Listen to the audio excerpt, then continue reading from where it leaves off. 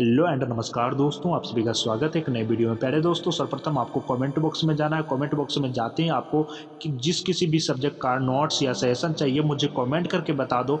इस चैनल के माध्यम से आपको बिल्कुल निःशुल्क में दिए जाते, जिसके एक भी रुपये नहीं लिए जाते।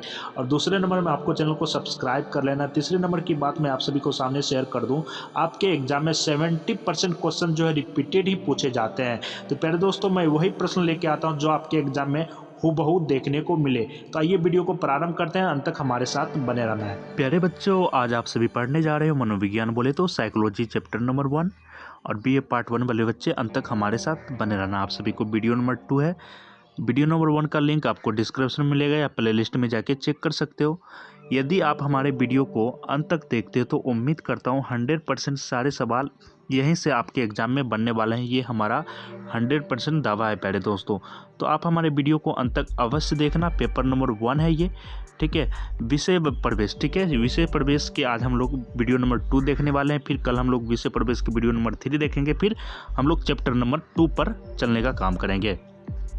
हम वही प्रश्न लेके आते हैं जो आपके एग्जाम में पिछले 5 वर्षों से लगातार पूछे जा रहे हैं। ये जो प्रश्न आप देख रहे हो आपके एग्जाम में पिछले 5 वर्षों से लगातार पूछे जा रहे हैं और इस बार भी पूछे जाने की 100% संभावना है। तो आप वीडियो छोड़ के बिल्कुल भी मत जाना, ठीक है। एक बार सिर्फ आप वीडियो को देख लो, आपको याद हो जाएगा। क्वेश्चन नंबर 21 कह रहा है, चेतन अनुभूति का अध्ययन निम्नांकित में किस विधि द्वारा उत्तम ढंग से किया जाता है। तो प्यारे दोस्तों, ये प्रश्न काफ़ी लाजवाब है और आपके एग्जाम में पूछे भी जाते हैं। तो चेतन अनुभूति का अध्ययन जो है अंतर्निरीक्षण विधि द्वारा उत्तम ढंग से किया जाता है, ठीक है। चेतन अनुभूति का अध्ययन जो है अंतर्निरीक्षण विधि द्वारा उत्तम ढंग से किया जाता है। तो option number 20 the correct answer है हमारा, अंतर्निरीक्षण विधि से उत्तम ढंग से किया जाता है। नेक्स्ट प्रश्न है हमारा क्वेश्चन नंबर 22 है। ये प्रश्न भी काफ़ी लाजवाब है और आपके एग्जाम में पूछे जाते हैं। टीचनर जो है एक बहुत बड़े मनोवैज्ञानिक रहे हैं। टीचनर के अनुसार मनोविज्ञान की सबसे उपयुक्त विधि निम्नलिखित में से कौन सी है। टीचनर महोदय के अनुसार मनोविज्ञान के सबसे उपयोगी विधि निम्नांकित में से कौन सी है। यहाँ पर आपको जो है कुल मिला के 3 विधि के बारे में बताई गई है। इसमें सबसे उपयोगी विधि टीचनर के हिसाब से कौन सा है, इसके बारे में आपको बताना है प्यारे दोस्तों।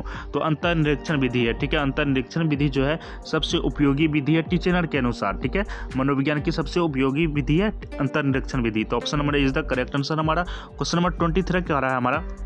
प्यारे दोस्तों, अंतर्निरीक्षण है क्या, इसके बारे में हम लोग गहराई से पढ़ेंगे सब्जेक्टिव में। ये ऑब्जेक्टिव है, इसलिए हम लोग क्वेश्चन आंसर करते जा रहे हैं, ठीक है। क्वेश्चन नंबर 23, यदि कोई व्यक्ति गुलाब के फूल को देखकर यह कहता है कि फूल लाल है तो ये एक उदाहरण होगा, ठीक है।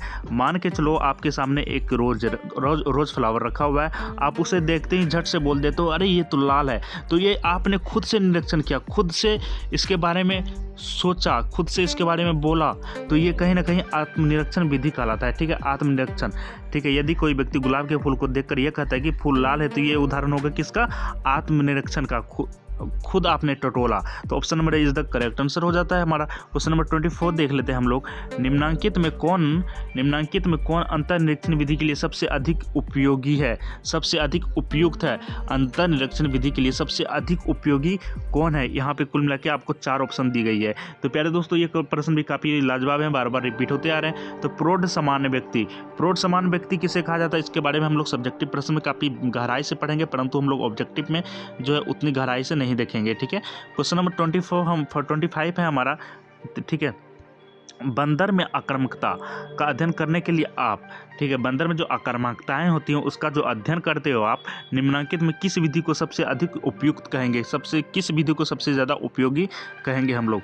तो प्यारे दोस्तों, इसका आंसर हो जाता है प्रकृतिवादी प्रेक्षण, ठीक है। प्रकृतिवादी प्रेक्षण, option number 20 the correct answer. बंदरों में जो आक्रामकता का अध्ययन करने के लिए आप जो है प्रकृतिवादी प्रेक्षण सबसे उपयोगी माने जाते हैं, यानी कि कहेंगे। तो क्वेश्चन नंबर 25 का आंसर हो जाता है option number 20 the correct answer. अब मान के चलिए हम लोग क्वेश्चन नंबर 26 देख लेते हैं। 26 में कहा गया है, यदि भीड़ व्यवहार का अध्ययन करना है हो तो आप निम्नलिखित में से किस विधि को सबसे उपयुक्त समझेंगे।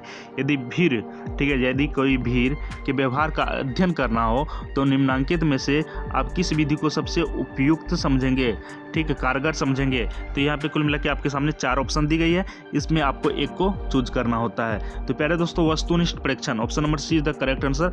यदि भीड़ व्यवहार का अध्ययन करना हो तो आप वस्तुनिष्ठ परीक्षण विधि को सबसे उपयुक्त समझेंगे? Option number C is the correct answer. इसके बाद क्वेश्चन नंबर 27 हमारा क्या कर रहा है, देख सकते हैं आप। क्वेश्चन नंबर 27 में कुछ ज़्यादा मतलब बड़ा है। रोशनी की तीव्रता का पठन पाठन के स्तर पर, रोशनी की जो तीव्रता होती है उसके पठन पाठन के स्तर पर पड़ने वाले प्रभाव का अध्ययन करने के लिए यदि कोई मनोवैज्ञानिक एक प्रयोग करता है तो इसका उदाहरण में रोशनी की तीव्रता एक उदाहरण होगा। कौन सा चर होगा, इसके बारे में आपको बताना है। पहले दोस्तों स्वतंत्र चर में होगा, ठीक है, स्वतंत्र चर में एक उदाहरण होगा। Option number B is the correct answer. Next प्रश्न की ओर हम लोग रुक करते हैं। क्वेश्चन नंबर 28 क्या कह रहा है, जिस परीक्षण में परीक्षक व्यवहार का अध्ययन तो करता है परंतु उसके करने में हाथ नहीं बटाता, उसे क्या कहते हैं? जिस परीक्षण में परीक्षक व्यवहार का अध्ययन करता है, ठीक है, व्यवहार तो अध्ययन करता है परंतु उसके करने में हाथ नहीं बटाता है, उसको हम कौन सी विधि कहते हैं, इसके बारे में आपको बताना होता है। पहले दोस्तों तो असहभागी परीक्षण, option number D is the correct answer, असहभागी अध्ययन, ठीक है। इसके बाद नेक्स्ट प्रश्न हमारा क्वेश्चन नंबर 29, प्रयोगकर्ता द्वारा प्रयोग के दौरान, यानी कि कोई प्रयोगकर्ता जब प्रयोग करता है उसके दौरान निम्नलिखित में से किस तरह के चर में जोड़ तोड़ किया जाता है, किस तरह के यानी कि चर में जोड़ तोड़ किया जाता है, इसके बारे में बताना होता है। तो स्वतंत्र चर में जो है ये लोग जोड़ तोड़ कहते हैं। जब प्रयोगकर्ता जो है प्रयोग करते हैं तो उस दौरान निम्नलिखित में जो है स्वतंत्र चर में जोड़ तोड़ करते हैं वो लोग। Option number B is the correct answer. Question number 30 क्या कर रहा है हमारा कि क्वेश्चन नंबर 30 VVI भी है। निम्नलिखित में किस विधि द्वारा मनोविज्ञान को एक विज्ञान होने के दावे, कौन सी विधि द्वारा हम मनोविज्ञान को एक विज्ञान होने के दावे को सबसे अधिक समर्थन प्राप्त होता है? ठीक है, ये प्रश्न समझने वाली है, आप यहाँ पे देख सकते हो। तो इसका आंसर हो जाता है प्रयोगात्मक विधि द्वारा, ठीक है। Option number C is the correct answer. देखिए यहाँ पर एक बात हम लोग समझाना चाहते हैं आपको कि प्रयोगात्मक विधि एक ऐसा विधि है जिसमें देखिए थियोरेटिकल कोई भी चीज़ को हम उस पर उतना बिलीव नहीं कर सकते हैं, उसके बारे में उतना नहीं सोच सकते हैं, परंतु प्रैक्टिकली मान के चलो कि हम आपको बाइक चलाना सिखाए तो वो एक कहीं ना कहीं प्रैक्टिकली हुआ, और आपको हम उसके बारे में बताए, उसका हम थ्योरी दे, फिर आप अच्छे ढंग से नहीं समझ पाते हो। तो प्रैक्टिकली सबसे ज़्यादा इम्पोर्टेंट है। तो प्रयोगात्मक विधि द्वारा मनोविज्ञान को एक विज्ञान होने के दावे सबसे अधिक समर्थन प्राप्त होता है। Option number C is the correct answer. Question number 31 क्या करा हमारा कि निम्नलिखित में किस विधि में कारण परिणाम संबंध का अध्ययन किया जाता है? किस विधि में जो है कारण परिणाम और संबंध का अध्ययन किया जाता है? आपके सामने कुल मिला के 4 ऑप्शन दिए गए हैं। तो प्रयोगात्मक विधि द्वारा, ठीक है, प्रयोगात्मक विधि द्वारा आप कारण परिणाम संबंध का अध्ययन कर सकते हो। तो option number C is the correct answer. Question number 32 क्या कह रहा है देख लेते हैं हम लोग।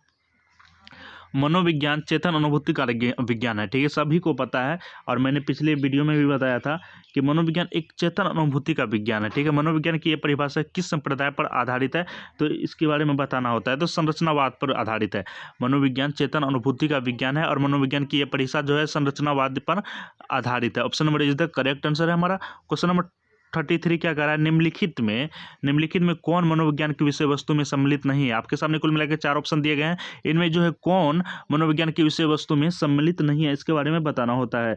तो प्यारे दोस्तों उपयुक्त में से कोई नहीं, यानी कि अनुभूति भी जो है वो मनोविज्ञान की विषय वस्तु है, व्यवहार भी है मनोविज्ञान की विषय वस्तु है, प्राणी भी जो है वो मनोविज्ञान की विषय वस्तु है। तो इनमें से कोई भी नहीं यानी कि मनोविज्ञान की विषय वस्तु में सम्मिलित नहीं है, इसके बारे में आपको बताना होता है।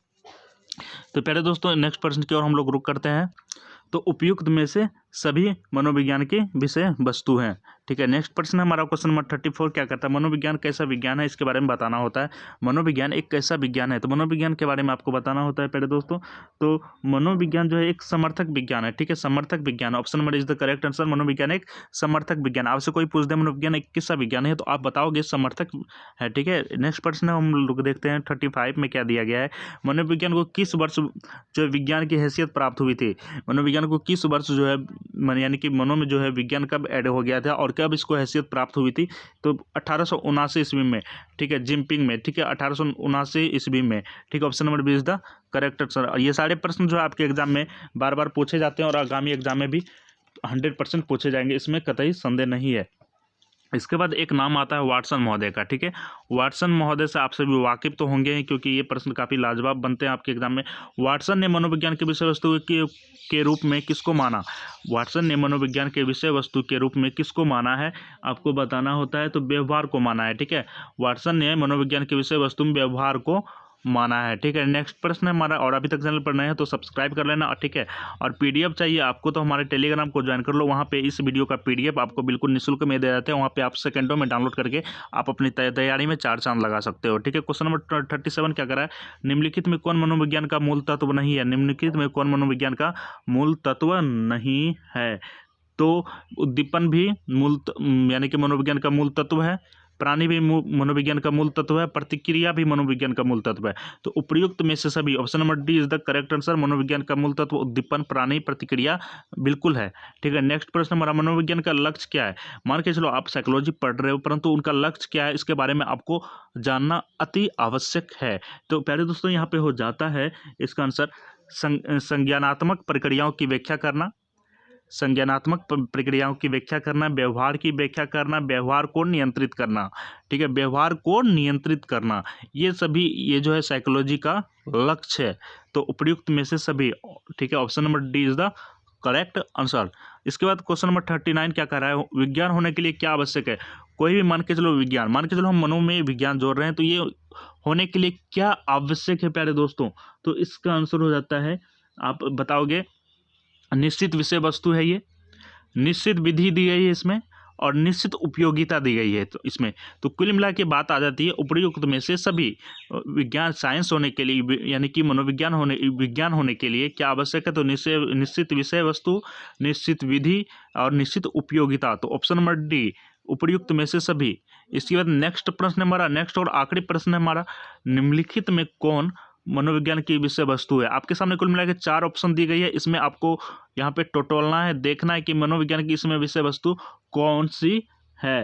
तो प्यारे दोस्तों, यहाँ पर चेतन अनुभूति, ये भी मनोविज्ञान की विषय वस्तु है, अचेतन अनुभूति ये भी है, और व्यवहार ये भी है। तो बोल सकते हैं यहाँ पर उपयुक्त में से सभी।